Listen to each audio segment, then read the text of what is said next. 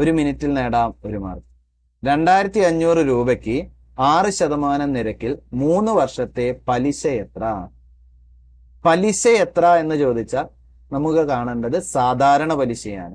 കൂട്ടുപലിശയാണ് കാണേണ്ടതെങ്കിൽ ക്വസ്റ്റ്യനിൽ എടുത്തു പറയും കൂട്ടുപലിശ എന്ന്. പലിശ എന്ന് മാത്രം പറഞ്ഞ് നമ്മൾ സാധാരണ പലിശ കാണുന്നു.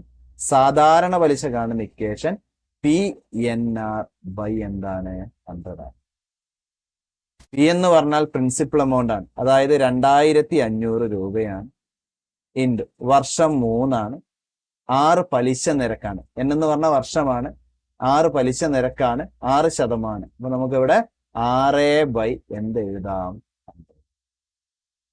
വളരെ എളുപ്പത്തിൽ താഴെയും മേലെയുള്ള 2 പൂജ്യങ്ങൾ നമുക്ക് കട്ട് ചെയ്ത് കളയാം.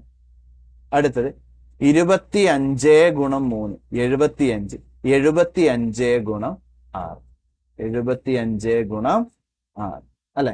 6 5 ഗുണിച്ചാൽ 30, 6 7 ഗുണിച്ചാൽ 42, 3 കൂടി കൂട്ടുമ്പോൾ 45. അപ്പൊ നമ്മുടെ പലിശ 450 രൂപയാണ് വരുന്നത്.